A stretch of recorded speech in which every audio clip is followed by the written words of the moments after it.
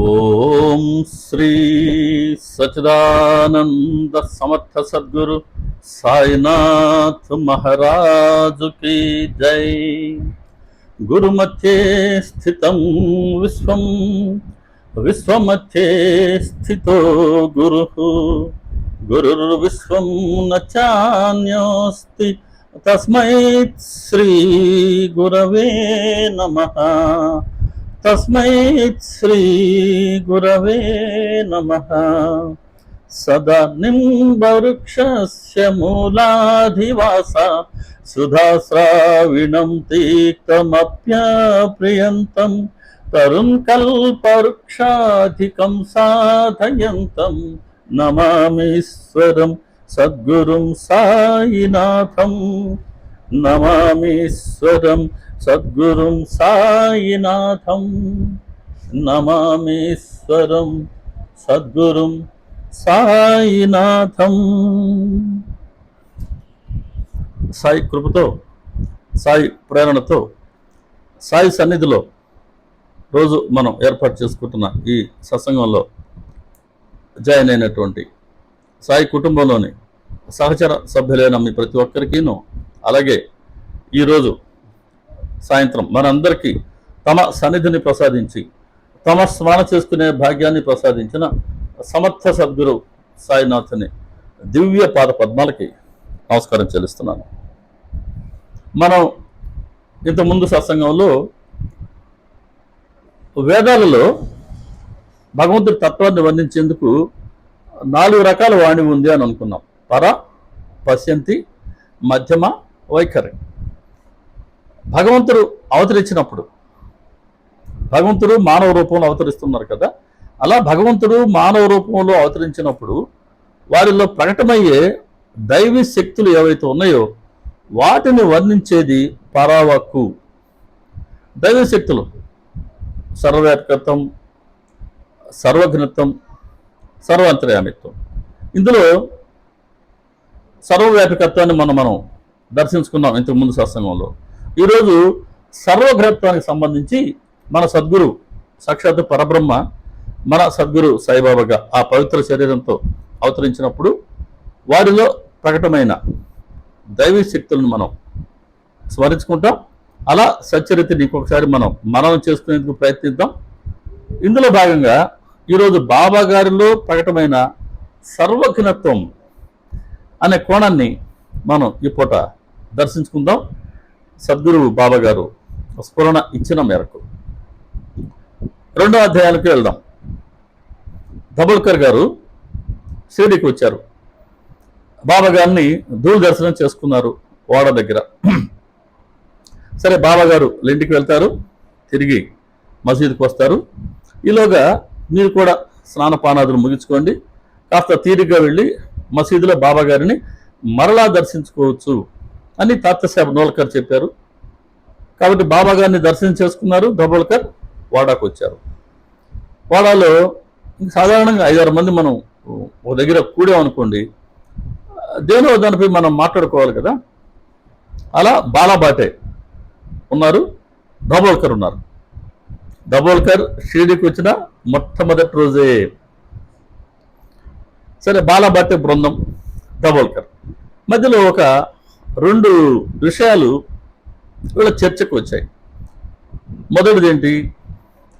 గురువుని ఆశ్రయించవలసిన అవసరం ఉందా, గురువు యొక్క ఆవశ్యకత ఉన్నదా?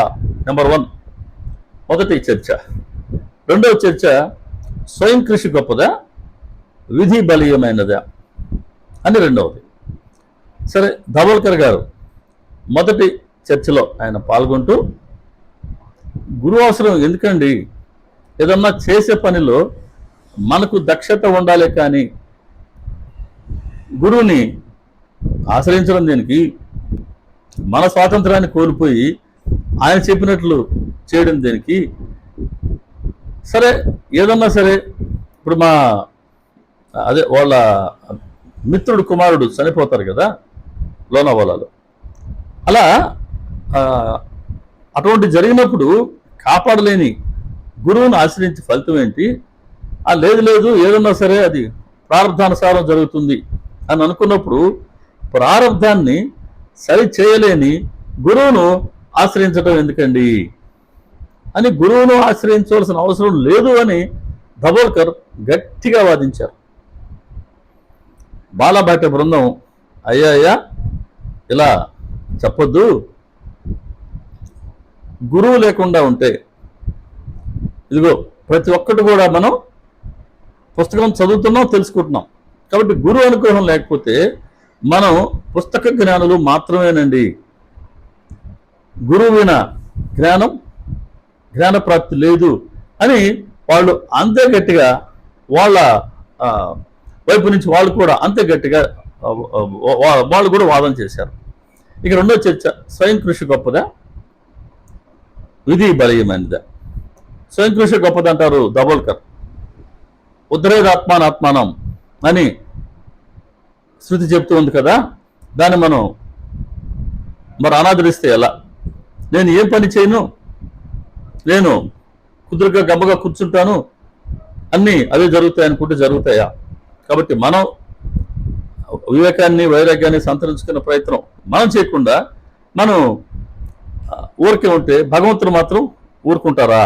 ఆయన మాత్రం మనకు అన్ని ఇస్తారా? కాబట్టి స్వయం కృషి గొప్పది అని అక్కడ కూడా దబోల్కర్ ఆయన వాదన వినిపిస్తే, వాళ్ళు భలేవాళ్ళండి, నేను అనుకున్న వాళ్ళందరూ ఆగిపోయారండి. మనం ఒకటి సంకల్పిస్తే విధి మరొకటి సంకల్పిస్తుంది. మనం ఎంతవరకు అందరం కూడా ఈ విధి చేతిలో మనం కీలుబొమ్మలం మాత్రమే. జరుగుతున్న దాన్ని ఏమన్నా నువ్వు అడ్డుకోగలవా? జరగబోయే దాన్ని ఏమన్నా ఆపగలవా? కాబట్టి మనందరం కూడా విధి ఆడించే నాటకంలో మనం పాత్రలమేనండి. కాబట్టి విధి బలీయమైనది, దాన్ని మనం ఎదుర్కొనలేం, ఢీకొనలేం అని వాళ్ళ వాదన వినిపించారు. ఇలా దాదాపు ఒక 2-3 గంటల పాటు వీళ్ళ ఈ దబోల్కర్ గారు, బాలసాహెబ్ భాటే బృందం వీళ్ళు వాదలాడుకున్నాక దురాగ్రహం అనే తక్కడిలో వాదోపవాదాలు తూగుతూ ఉన్నవి అని హేమత్ పంత్ గారు రాశారు అక్కడ సచరిత్రలో 2వ అధ్యాయంలో. అలా చేసిన ఆ చర్చోపచర్చలనండి లేదా వాదోపవాదాలనండి, వీటి వల్ల మొత్తానికి దబోల్కర్ పొందింది ఏంటి అని అంటే, మనశ్శాంతిని కోల్పోయాను. సరే, అందరూ మళ్ళీ మధ్యాహ్నం బాబాగారు మసీదుకి వచ్చారు కదా, వీళ్ళు బాబాగారిని దర్శించుకోవాలి. అందరూ మసీదుకి వెళ్ళారు. వీళ్ళందరూ వెళ్ళగానే ఇదేమో వాడాలో జరిగింది ఈ వాదోపవాదాలన్నీ. బాబాగారు దొరక మసీదులో ఉన్నారు. బాబాగారు వీళ్ళు రాగానే అడిగాడు, వాడాలో ఏం జరిగింది, దేని గురించి వాదన, పోట్లాట ఎందుకు అని అంటూ, ఆ రోజే తొలిసారిగా షిరిడీకి వచ్చిన దబోల్కర్ వైపు చేయి చూపిస్తూ ఈ హేమాద్రి పంతు ఏమంటున్నాడు అనేసరికి దబోల్కర్ గారికి వెంటనే అర్థమైంది, అమ్మా వాడాలో మనం చేసుకున్నటువంటి ఈ వాదోపవాదాలన్నీ కూడా బాబా గారికి తెలిసిపోయినాయి. అమ్మా వీరు సర్వజ్ఞులు, అయ్యో మొట్టమొదటి రోజే నా ప్రవర్తన అనుచితము అయోగ్యము అయింది అని బాబాగారు విసురున్నటువంటి ఆ వాగ్బానానికి, ఈయన వ్యంగ్యమైన వాగ్బానానికి ఈయన లజ్జితులయ్యారు. మొట్టమొదటి రోజే, తొలి రోజే ఈయన ప్రవర్తన అయోగ్యమైంది, అనుచితమైంది. కాబట్టి బాబాగారు హేమాద్రి పంతు అనే యాదవరాజుల మహామంత్రి, మహాసమర్థుడు, ఆయన పేరు పెట్టి పిలిచారు అని అంటే, నేను అంతటి వాడినని వ్యంగ్యంగా బాబాగారు నాకు ఈ బిరుదునిచ్చారు అని రాస్తారు కదా. అలా వాడాలో ఏం జరిగిందో ఎవరైనా చెప్పారా బాబాగారికి? ఎవరు చెప్పలా. మరి బాబాగారికి ఎలా తెలిసింది? అది సర్వజ్ఞత్వం.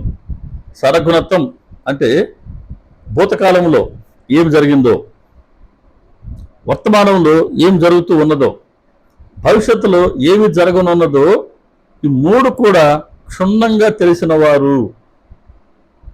త్రికాలాలలో కూడా జరిగినవి, జరుగుతూ ఉన్నవి, జరగబోయేవి వారికి కరతలా మలకం.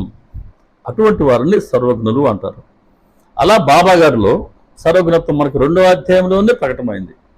సరే, 6వ అధ్యాయానికి వెళ్దాం. అక్కడ కూడా ఇదే మాదిరి శ్రీరామ నవమి రోజున అప్పటి వరకు షిరిడీలో ఉరుసు ఉత్సవం జరుగుతుంది కదా. ఇది మనం 6వ అధ్యాయంలో సచ్చరితలో దర్శించుకోవచ్చు. 1897 నుంచి ఆ ఉరుసు ఉత్సవం ప్రారంభమైంది.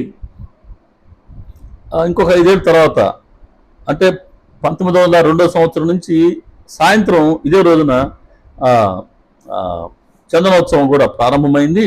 అలా శ్రీరామనవమి రోజున ఉదయం ఉరుసు ఉత్సవం, సాయంత్రం చందనోత్సవం జరుగుతూ ఉన్నాయి షిరిడీలో ఆనవాయితీగా. 1910వ సంవత్సరం వరకు అలా జరిగాయి. 1911వ సంవత్సరంలో మన కృష్ణ జగేశ్వర భీష్మ గారు దాదాసాహెబ్ కాపర్డేతో షిరిడీకి వచ్చున్నారు.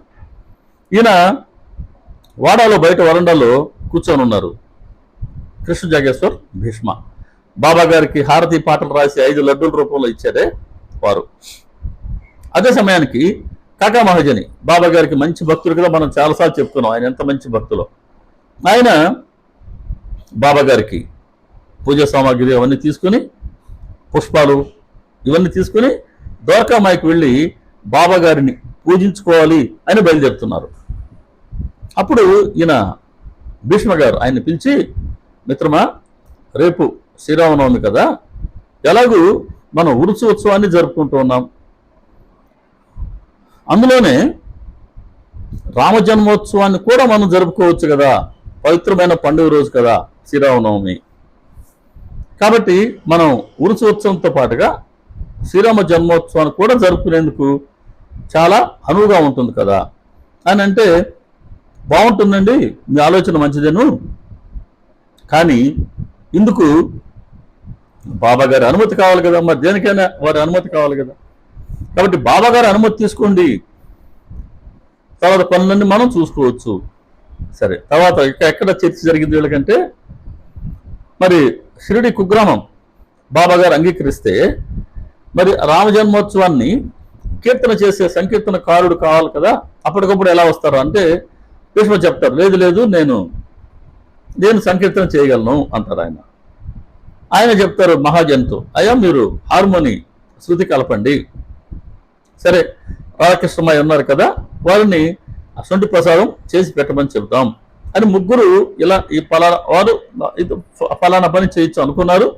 దీనికి మరి బాబా గారి అనుమతి కావాలి కదా, వెంటనే మసీదుకి వెళ్ళి బాబా గారిని అడుగుదాం అని వెళ్తున్నారు. అక్కడ రాస్తారు సచ్చరిత్రలో, సచ్చరిత్ర అద్భుతమండి. ఓవిటి ఓవి గ్రంథం నా భూతం నా భవిష్యత్తు అండి. అక్కడ ఎంత అందమైన భాష. శుభకార్యానికి శీఘ్రత్వాన్ని జోడిస్తే ఆ కార్యాన్ని తప్పక సాధించుకోవచ్చు. శుభకార్యంలో ఆలస్యం నష్టకారకం. కాబట్టి ఒక శుభకార్యం సంకల్పం రావాలి, కానీ అది బాబా గారు ఇచ్చిన సంకల్పమే కదా, దానికి శీఘ్రత్వాన్ని జోడించాలంట. అంటే వెంటనే దానికి మనం ప్రయత్నం చేస్తే అప్పుడు ఆ కార్యం తప్పక సిద్ధించుకోవచ్చు. అటువంటి శుభకార్యంలో ఆలస్యం కష్టకారకమని హెచ్చరిస్తుంది. కాబట్టి ఎన్నెన్నో సూచనలు, ఎన్నెన్నో హెచ్చరికలు, సచ్చరిత్ర బాబా గారి వరాల జల్లు. సరే, అందరూ కలిసి అంటే ఇద్దరు మహాజన్ గారును భీష్మ గారు మసీదుకి వెళ్ళారు, బాబా గారిని దర్శించుకున్నారు. మహాజన్ బాబా గారికి పూజ చేస్తూ ఉన్నారు. మహాజని సాధారణంగా బాబా గారు పెద్ద మాట్లాడరు ఆయన. సరే, ఇది ఆయన మర్చిపోయారో లేదా గుర్తుకు రాలేదో, మొత్తానికి బాబా గారికి అయితే ఆయన పూజ చేస్తూ ఉన్నారు. అప్పుడు బాబా గారు అడిగారు, వాడాలో ఏం జరుగుతుంది? చూడండి, వీళ్ళు వాడాలో మాట్లాడుకునింది వారికి తెలిసిపోయింది, కానీ ఏం జరుగుతుంది అని అంటే ముందే మనం చేశా. మహాజని ఏం మాట్లాడలేదు, ఆయనకి ఏది గుర్తు రాలేదు అని అక్కడ రాస్తారు. అప్పుడు బాబా గారు ఇదే మాటని ఏమిటి అంటారు భీష్మతో, ఏం బువా నువ్వు ఏమిటి అంటున్నావు? ఈ ప్రపోజల్ తీసుకొచ్చిందే మన భీష్మ గారు కాబట్టి ఏం బువా అని పిలిచాడు ఆయన్ని ఎంతో మరి గౌరవంగా. ఏం బువా, ఏమిటి నువ్వు అంటున్నావు అని అడుగుతారు. అలా ఇద్దరు మహాజని భీష్మ ఇద్దరు కూడా వాళ్ళు వాడాలో మాట్లాడుకునింది బాబాగారికి తెలిసిందే. అది బాబాగారి సర్వజ్ఞత్వం. ఇది 6వ అధ్యాయంలో. తర్వాత 7వ అధ్యాయానికి వెళ్దాం. నానాసాహెబ్ చంద్రకర్కి ఆయనకి నందూరుబార్ నుంచి పండరీపురంకి ఆయన మామూలుదారుగా, అంటే ఇప్పటి మన తహసీల్దార్ పోస్ట్, మామూలుదారు అంటారు వాళ్ళు, ఆయన మామూలుదారు పోస్ట్గా చేస్తున్నారు. ఆయనకి నందూరుబార్ నుంచి మన పండరీపురంకి బదిలీ వచ్చింది. పండరీపురం సాక్షాత్తు భూలోక వైకుంఠం కదా, అక్కడికి బదిలీ వస్తే సాధారణంగా సంతోషించిన ఆనందపడని వారు ఎవరు ఉండరు అందున ఆ రోజుల్లో మహారాష్ట్రలో. ఆయన చాలా సంతోషపడ్డారు. వెళ్ళి వెంటనే అక్కడ ఆయన ఆ ఉద్యోగంలో ఆయన జాయిన్ కావాలి, వెళ్ళి అక్కడ పోయి జాయినింగ్ రిపోర్ట్ ఇవ్వాలి. కానీ షిరిడి తన పండరీపురం కాబట్టి ముందు షిరిడికి వెళ్ళి బాబాగారి అనుమతి తీసుకుని పండరీపురం వెళ్దాం అని ఆయన ఇంకెవరికి షిరిడికి వస్తున్నామని కూడా తెలియపరచలేదు. సామాన్య సర్దేసుకున్నారు. సరే, ఇంకా బండి ఎక్కి, అంటే రైలు బండి అనుకుంటా నేను, రైలు బండి ఎక్కేశారు. అక్కడి నుంచి వీళ్ళు వచ్చేసారు. ఈ టాంగా కోపరగాంలో దిగుంటారు. అక్కడి నుంచి మన షిరిడికి వస్తుండేసరికి ఎప్పుడైతే ఈ టాంగా నీమ్గాం ప్రాంతంలోకి వచ్చిందో, ఇక్కడ మసీదులో బాబాగారు వారి అనుంగు శిష్యుడు భగత్ అని బాబాగారు పిలిచిన భక్త మహల్సపతి, అపాషిండే, కాశీరామ్, ఈ ముగ్గురు ఉన్నారు బాబాగారితో పాటుగా. వాటితో బాబా వెంటనే లేచి అన్నారట, పండరీపురం ద్వారాలు తెరుచుకున్నాయి, నేను పండరీపురం వెళ్ళాలి, నేను అక్కడ ఉండాలి, అది నా గురువు యొక్క గృహం అని లేండి. పండరీపురం ద్వారాలు తెరుచుకున్నాయి, మనందరము ఆనందంగా భజన చేద్దాం అని బాబాగారు చాలా ఉత్సాహంగా భజన ప్రారంభించారు. పండరిపురలా జాయచే జాయచే, పండరిపురలా జాయచే జాయచే, తిదేంచి మధ్యల రాహ్యాచే రాహ్యాచే, ఘరతే మధ్య రాయాచే రాయాచే. పండరిపురం నేను వెళ్ళాలి వెళ్ళాలి, అక్కడ నేను ఉండాలి ఉండాలి, అది మా గురువు యొక్క గృహం అని బాబాగారు చాలా ఉత్సాహంగా, నేను ఉల్లాసంగా భజన చేస్తూ ఉంటే తక్కిన ముగ్గురు కూడా బాబాగారిని అనుసరిస్తూ అందరూ భజనలో పాల్గొంటున్నారు. అదే సమయానికి నానాసాహెబ్ చంద్రకర్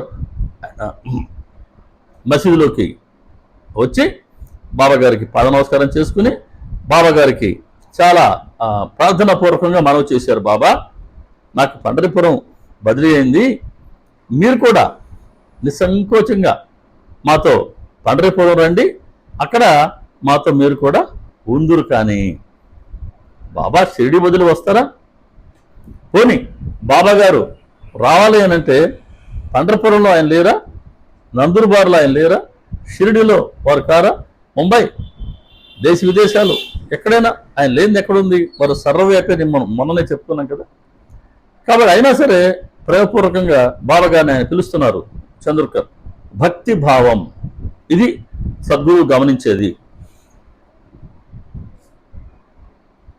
ఆ ప్రార్థన చేసేసరికి మాసప్ప చెప్పారు, అయ్యయ్యో మీరు అడుగుతున్నారా, బాబాగారు ఇదివరకే ఆయన పండరీపురం వెళ్ళేందుకు సిద్ధంగా ఉన్నారండి, పండరీపురం పోదామని కదా భజన చేస్తున్నారు అని చెప్పేసరికి ఒక్కసారిగా చంద్రకర్ ఆశ్చర్యపోయాడు, చాలా ఆనందపడ్డాడు, కంఠం గద్గదమైపోయింది. చూడు, నా మనసులో కోరిక బాబాగారు తెలుసుకున్నారు, చూడు నా కోరిక ప్రకారం ఆయన పండరి వచ్చేందుకు సిద్ధంగా ఉన్నారు. అలా నానాసాహెబ్ చంద్రకర్ ఇక్కడికి వస్తున్నారని, తమ అనుమతి కోరనున్నారు అని బాబాగారికి తెలిసిందే. అది బాబాగారి సర్వజ్ఞత్వానికి మరొక ఉదాహరణ మనం చెప్పుకునేందుకు. తర్వాత 9వ అధ్యాయానికి వెళ్దాం. 9వ అధ్యాయం అనగానే మన తర్కట్ కుటుంబం యొక్క అనుభవాలు చాలా చాలా అద్భుతంగా ఉంటాయి కదా, చాలా ఇంట్రెస్టింగ్గా ఉంటాయి. తర్కట్ గారి భార్య ఒకసారి బాబా గారికి పాలకోవా పంపిందండి. అది కూడా బాలారాం మనకర్, మంచి భక్తుడు ఆయన. ఆయన 31వ అధ్యాయంలో వస్తారు బాలారాం మనకర్. ఆయన చనిపోయారు. ఆయన ఆ శ్రాద్ధం వాళ్ళ అబ్బాయి గోవిందుడు షిరిడీలో చేద్దాం అనుకున్నారు. అబ్బాయి సూతకంలో ఉన్నారు, ఆయన. ఆ, కాబట్టి ఆ కర్మకాండ షిరిడీలో చేద్దాం అనుకున్నారు. షిరిడీకి వెళ్తూ వెళ్తూ బాంద్రాలో ఉండేవారు కాబట్టి తర్కడ్ గారి ఇంటికి వెళ్ళి తర్కడ్ గారి భార్యతో చెప్పారు, అమ్మా నేను ఇలా షిరిడీ వెళ్తున్నాను అని చెప్తే వెంటనే ఆవిడ, అయ్యో షిరిడీకి వెళ్తున్నావా, బాబా గారికి ఏదైనా పంపిద్దామని ఇల్లంతా వెతికారంట. ఎందుకో ఆ సమయంలో ఏమి లేవు, కానీ ఒక్క పాలకోవా చిన్నపాటి బిళ్ళ వండింది.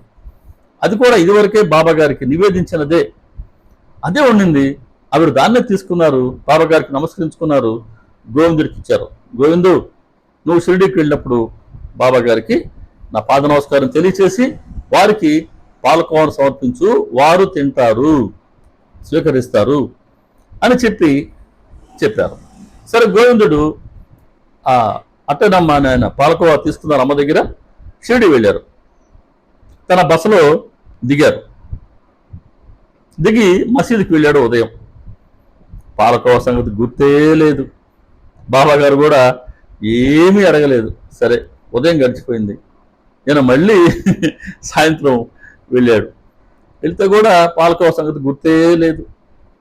సరే బాబా గారు అడిగాడు అప్పటికి, ఎరా బాబు, నా కోసం ఏమన్నా తినేదానికి తీసుకొచ్చావా అని ఆయన అడిగినప్పుడైనా అరే అమ్మిచ్చారు కదా అని గుర్తుకు రావలేదండి. ఏం తీసుకురాలేదు బాబా అంటే అప్పుడు బాబా అన్నారు, అరే అదేంటి, ఆ తల్లి నువ్వు బయలుదేరి వచ్చేటప్పుడు నా కోసం నేను తింటానని మిఠాయి పంపలేదు అని అడుగుతారు. నువ్వు బయలుదేరి వచ్చేటప్పుడు ఆ తల్లి నేను తింటానని నా కోసం మిఠాయి పంపింది కదా అని ఆయన గుర్తుకు తెస్తే అప్పుడు గుర్తుకొచ్చింది. చెంపలు వేసుకున్నారు, లజ్జితుడయ్యాడు. బాబాగారి చరణాలకి వందనం చేసి పరిగెడుతూ తన బసకు వెళ్ళి ఇప్పుడు ఆ పాలకోవ బెల్లం తీసుకొచ్చి బాబాగారి చేతికి ఇచ్చారు. అంతే, బాబాగారు టక్కని చేతిలో తీసుకుని ఆయన స్వీకరించారు, భుజించారు. కాబట్టి బాబాగారికి పాలకోవ అంటే చాలా ఇష్టమండి. కాదండి, పాలకోవాను పంపిన ఆ తర్కడ్ గారి భార్యకి బాబాగారి పట్ల ఉన్న భక్తి భావం గొప్పది. ఇదివరకే సమర్పించిందే కదా, అయినా కూడా మళ్ళీ పంపారు. చాలా నిశ్చితంగా చెప్పారు, బాబా గారికి ఇవ్వు గోవిందు, బాబా గారు స్వీకరిస్తారు అని. బాబా గారి పట్ల పూర్తి విశ్వాసం ఉంచారే తర్కడ్ భార్య, ఆ విశ్వాసాన్ని బాబా గారు స్వీకరించారు. ఆవిడ భక్తి భావాన్ని బాబా గారు స్వీకరించారు. ఇక్కడ మరొక్కటి కూడా మనం గమనించాల్సింది ఏంటంటే, గోవిందుడు సోదకంలో ఉన్నాడు. మరి సోదకంలో ఉంటే ఆ వ్యక్తి చేతికుండా ఏమన్నా తీసుకోవచ్చా? తీసుకున్నారే బాబా. కాబట్టి బాబా గారికి మన శరీరంతో నిమిత్తం లేదు. ఇది సోదకంలో ఉందా, సోదకంలో లేదా, మైలుబడుందా, ఇవన్నీ వారికి అవసరమే లేదు. వారు గమనించేదల్లా, వారు కోరుకుంటూ ఉన్నదల్లా మన మనస్సును, మనలో ఉండే భక్తి భావాన్ని, మనలో వారి పట్ల ఉండే విశ్వాసాన్ని. ఇలా గోవిందుడికి తర్కడ్ గారి భార్య పంపినటువంటి పాలకోవా గురించి బాబాగారు తెలుసుకొని గోవిందుడిని అడిగారే, అది బాబాగారి సర్వజ్ఞత్వానికి మరొక ఉదాహరణ. అధ్యాయం 11కి వెళ్దాం. ఇక్కడ డాక్టర్ పండిట్ వచ్చారు. వచ్చి ఆయన ఆ రోజు దాదా కేల్కర్తో పాటుగా మసీద్కి వెళ్ళడం, అంటే దాదా కేల్కర్ ఇంటికి బాబా గారే పంపించుంటారు ఈయన్ని, పండిట్ని. సరే అందరూ కలిసి మసీద్కి వెళ్ళడం జరిగింది. అందరూ బాబా గారికి చరణాలకి గంధం అది రాస్తూ ఉంటే ఈ కుర్రాడు కొత్తగా ఆ రోజు వచ్చాడు డాక్టర్ పండిట్. ఆ గంధం గిన్నెని చేతిలో తీసుకుని బాబా గారి శిరస్సును ఇలా పట్టుకుని వారి నుదుటి మీద త్రిపుండ్రాన్ని కూడా ఆ గంధంతో ఆయన రాశాడు. అందరూ ఆశ్చర్యపోయారు, అమ్మో బాబా గారి శిరస్సు పట్టుకున్నారు, బాబా గారి నుదురికి ఈయన త్రిపుండ్రం రాస్తున్నాడు, అయిపోయాడు. బాబా గారికి చాలా కోపం వస్తుంది ఇప్పుడు అని అనుకున్నారు. కానీ బాబా గారి కోపమే రాలేదు. ఆశ్చర్యపోయాడు దాదా కేల్కర్. అదేంటది, అతను ఎంత పని చేస్తుంటే బాబా గారికి కోపం రాలేదా అని అనుకున్నాడు. సరే, ఆ రోజు గడిచిపోయింది. లేకపోతే ఆ రోజు మధ్యాహ్నం గడిచిపోయి సాయంత్రం మళ్ళీ దాదా కేల్కర్ అడుగుతారు బాబా గారిని, బాబా, మమ్మల్ని ఎవరిని కూడా మీరు చేతిని కూడా ముట్టుకొనివ్వరు కదా. అంటే చాలా మంది బాబా గారి చరణాలకి చేతుల వరకే పరిమితం. ఒక్క మహాసభతి మాత్రం బాబా గారి కంఠానికి గంధం రాసేవారు అప్పటి వరకు. మరి మేము మమ్మల్ని ఎవరిని కంఠాన్ని కూడా రాసేందుకు అనుమతి ఇవ్వరు కదా. మరి ఈ పండిట్ వచ్చింది ఈ రోజే కదా, అతడి చేత త్రిపుండ్రాన్ని ఎలా మీరు స్వీకరించారు అని అడిగితే బాబా చెప్తారు, అతడు బ్రాహ్మణునని, నేను ముసల్మాన్నని, నన్ను గనక తాకితే, నాకు కనుక సేవ చేస్తే తను అపవిత్రుడనైపోతానని అతని మనసులో లేనే లేదు. అతని మనసులో నన్ను తన గురువుగానే భావించారు. తన గురువుకి సేవ చేసినట్టే భావించి నాకు సేవ చేశారు. అతడిలో ఉండేటువంటి ఆ గురు భక్తిని లేదా ఆ అభేద భావాన్ని చూసి నేను మాట్లాడలేకపోయాను. అలా అతడు నన్ను తన వశం చేసుకున్నాడు అని జవాబిచ్చాడు. సరే, అర్థమయ్యి అర్థం కాకుండా ఉండే స్థితిలో కేల్కర్ వచ్చి కనుక్కున్నాడు తర్వాత ఏంటి అసలు ఏం జరిగిందని. బాబా చెప్పినట్టుగానే ఈయన డాక్టర్ పండిట్ అన్న ఆయన కాకా పురాణిక్ అనే ఒక గురువుకి ఈయన శిష్యుడు. కాబట్టి కాకా పురాణిక్ ఆయన సేవ చేసుకునేవాడు తన గురువుగా. ఇప్పుడు బాబా గారిని దర్శించుకోగానే బాబా గారు ముస్లిమాన్ అని, తను హిందువునని, బ్రాహ్మణుని, తన గురువు బ్రాహ్మణుని, హిందువు అని, తను గనక ముస్లిమానికి సేవ చేసుకుంటే అది అపవిత్రమని ఏమీ అనుకోలేదు. తన గురువుని బాబా గారిలో చూసుకున్నారు. తన గురువుని సేవించుకున్నట్టే అనుకుని బాబా గారిని సేవించారు. కాబట్టి అతనిలో కుల, మత, జాతి భేదాలు లేవు. కాబట్టి అతడి భక్తిని, అతడి భక్తి భావాన్ని బాబా గారు స్వీకరించారు. బహుశా కేల్కర్కి ఏదన్నా మనసులో బాబా గారు ముస్లిమాన్ అనే భావన అప్పటికి ఉండిందేమో, మంచి సాధకుడే అయినప్పటికీ దాన్ని తొలగిద్దామని బాబా గారు చేసినటువంటి ఒక ప్రయుక్తి. ఇక్కడ కాకా పురాణిక్ అనే గురువుని ఈ పండిట్ ఆశ్రయించి ఉన్నారు అని బాబా గారికి ముందే తెలిసిందే. ఇది బాబా గారి సర్వజ్ఞత్వానికి ఇంకొక ఉదాహరణ. ఇంకొక అధ్యాయం చూద్దాం. 12వ అధ్యాయం. మూడో శాస్త్రి షిరిడీకి వస్తారు. ఆయన బూటి గారితో 12 వస్తారు. నాసిక్ నుంచే వస్తారు ఆయన కూడా. సరే, బూటిని కలిశారు, దర్శనం చేసుకున్నారు. బాబా గారిని దర్శనం చేసుకుందాని మసీద్కి వెళ్ళారు. అప్పుడు బాబా గారు అందరికీ ఆ పళ్ళు అవి పంచుతున్నారు. బాబా గారిని చూడంగానే అబ్బో ఈయన మహాత్ములుగా ఉన్నారు, ఈయన హస్తరేఖలు చూద్దాం, సాముద్రికం చెప్తాం అనుకున్నట్టుగా ఆ బాబా గారిని హస్తం అడుగుతారు. ఆయన బాబా గారు చేతిని ఇవ్వలేదు. సరే, కాసేపు ఆయన అక్కడే ఉంటారు. బాబా గారు చేతిని ఇవ్వరులే అని ఇంకా సరిగ్గా తెలుసుకుని ఇంకా ఈయన ఇంకా మధ్యాహ్నం భోజనం టైంకి తను వాడాకు వెళ్ళి అక్కడ తను మడి బట్టలతో స్నానం చేసుకుని, మడి బట్టలతో అగ్నిహోత్రం అవి చేసుకోవాలి కదా, అందుకని అతను నిరతాగ్నిహోత్రుడు అని రాస్తారు అక్కడ. ఆయన బస్కి వెళ్ళాడు. బాబా గారు లెండికి బయలుదేరుతూ ఈరోజు నాకు కాషాయ వస్త్రాలు తీసుకుని రండి, ఈరోజు నేను కాషాయ వస్త్రాలు ధరించాలి. ఆయన ఎప్పుడు బాబా గారు కాషాయ వస్త్రాలు ధరించింది లేదు, గమనించండి సచ్చరిత్రలో. కానీ ఎందుకనో ఆ రోజు ఆయన కాషాయ వస్త్రాన్ని అడిగారు. ఆశ్చర్యపోయారు అందరూ. ఎందుకు అడుగుంటారు బాబా? సరే, బాబా గారు లండన్ నుంచి తిరిగి వచ్చారు. వెంటనే వీళ్ళు హారతి ప్రారంభించకపోతే అప్పుడు ఆ కొత్త బ్రాహ్మడి వద్ద నుంచి దక్షిణ తీసుకుని రండి అన్నారు. కొత్త బ్రాహ్మడు మూల శాస్త్రి ఆ రోజు కదా షిరిడీకి వచ్చింది. బాబాగారి మాటలు భలే ఉంటాయండి. వెంటనే బూటి కోటీశ్వరుడు అయినా సరే తన కోసం, బూటి కోసం ఈ మూల శాస్త్రి షిరిడీకి వచ్చారు కదా. అదే మూల శాస్త్రి దగ్గరికి బాబా గారి ఆజ్ఞను పాటిస్తూ కోటీశ్వరుడైన బూటి వెళ్ళి బాబా గారు మిమ్మల్ని అడిగి దక్షిణ తీసుకురమ్మన్నారండి అని చెప్తారు.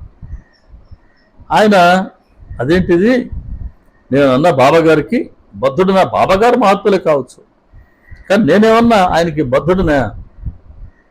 నేను నిరతాగ్నిహోత్రుడును కదా, నాకు బాబా గారికి ఎటువంటి బద్ధత లేదు కదా, మరి నన్ను బాబా గారు ఎందుకు దక్షిణ అడుగుతున్నారు?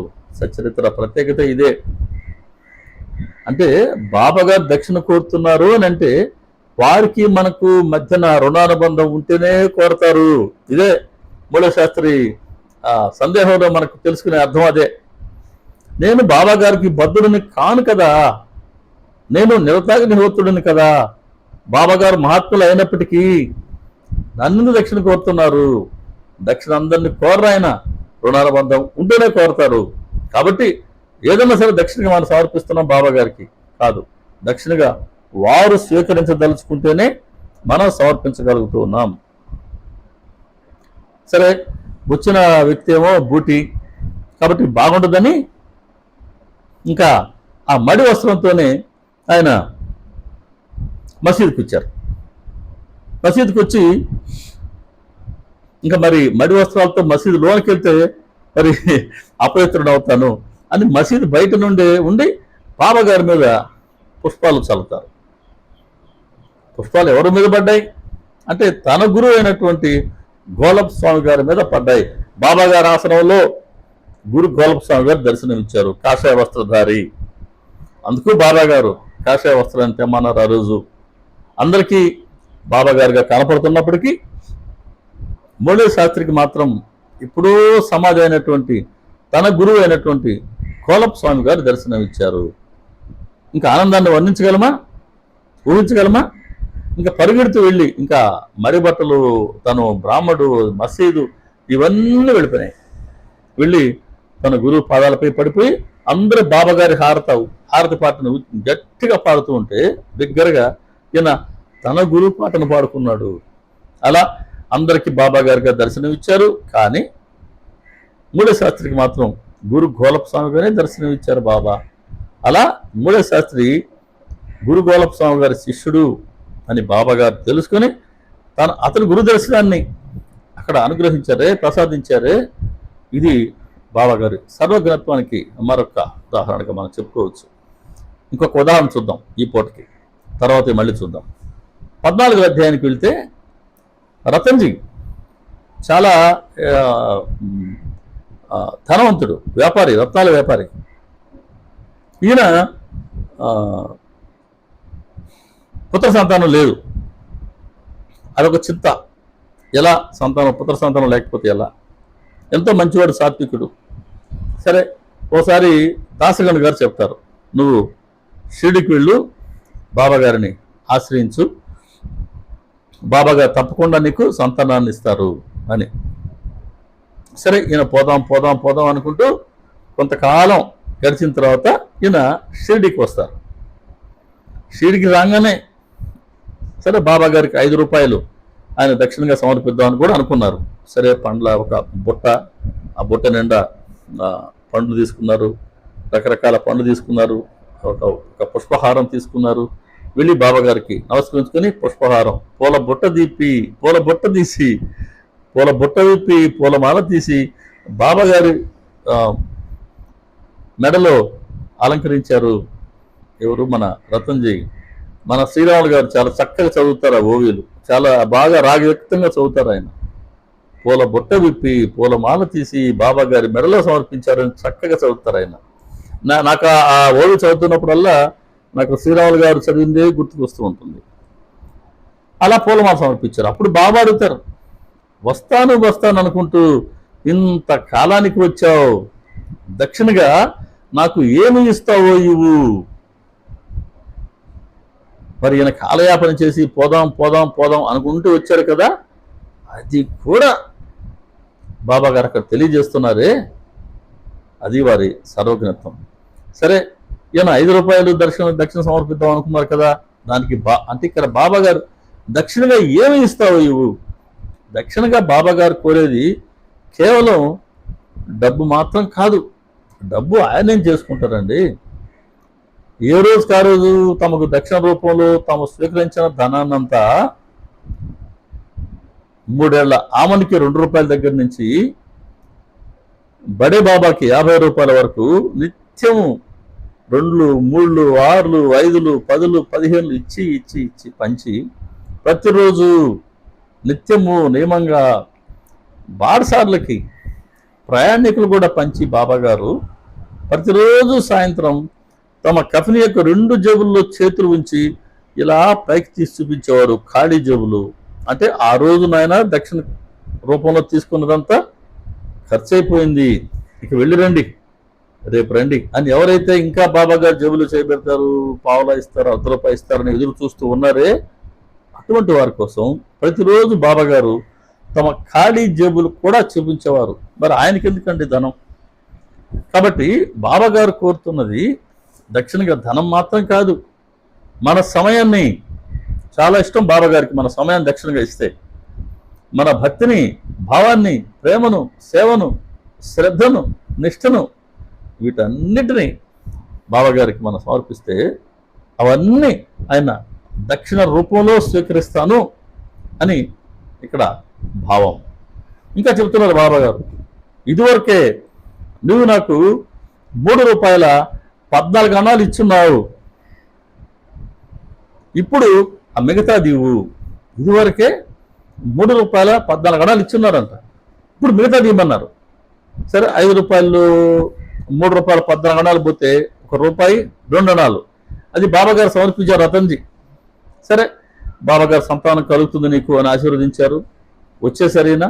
మరి ఆ ₹3.14 ఎలా ఈయన బాబా గారు సమర్పించారు అంటే, ఈయన షిరిడీకి రాకముందు వాళ్ళ ఊళ్ళో ఉండేటువంటి ఒక ముస్లిం సాధువు ఆయన వీరింటికి వచ్చారు. ఆయన మహాత్ముడు, కూలి పని చేసుకుంటూ, బరువులు మోసే కూలి పని చేసుకుంటూ ఉన్నప్పటికీ ఆయన మంచి సాధువు అని ఇక్కడ బాబా గారు తెలియచేస్తున్నారు. ఆ సాధువు వీరింటికి వచ్చారు. ఈయన ఆదరంగా ఆయన్ని ఆహ్వానించి వెళ్ళి ఆయనకి పూలమాల సమర్పించి కొన్ని ఫలహారాలు సమర్పించారు. ఆయన స్వీకరించారు. ఈయన వ్యాపారస్తుడు కాబట్టి ఆ రోజు దానికోసం ఎంత ఖర్చు అయిందో లెక్క రాస్తున్నారు. ఆ లెక్క చూస్తే ఖచ్చితంగా ₹3.14 మాత్రమే. ఒక కణ ఎక్కువ కాలేదు, ఇంకొక కణ తక్కువ కాలేదు. అలా ఆ సాధువుకి రతన్జీ కైంకర్యం చేసుకున్న ఆ ₹3.14 మొత్తానికి రసీదు బాబా గారు ఇచ్చారే. ఇది బాబా గారి సర్వజ్ఞత్వానికి మరొక ఉదాహరణ.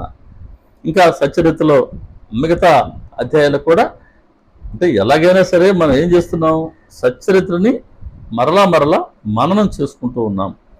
ఆ దిశగా మిగతా అధ్యాయాలలో కూడా ఎక్కడెక్కడైతే బాబా గారి సర్వజ్ఞత్వం మనం దర్శించుకోగలమో వాటిని తరువాత సత్సంగంలో మనం దర్శించుకుందాం. శ్రీ సచిదానంద సమర్థ సద్గురు సాయినాథ్ మహారాజుకి జై.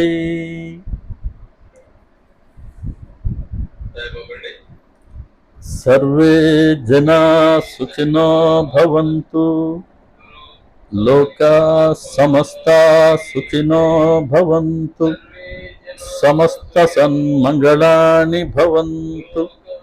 ఓం శాంతి శాంతి శాంతి. సర్వం శ్రీ సాయినాథార్పణమస్తు. శుభం భవతు. ఓం తత్సత్. ఇదండి ఈరోజు సత్సంగం. మన ఛానల్ని ఇతర సాయి భక్తులకి పరిచయం చేయండి. మరలా ఇంకో సత్సంగంలో బాబా గారి సర్వజ్ఞత్వాన్ని మనం మిగతా అధ్యాయాలు దర్శించుకుందాం. అందరికీ నమస్కారం. శ్రీ సాయిబాబా.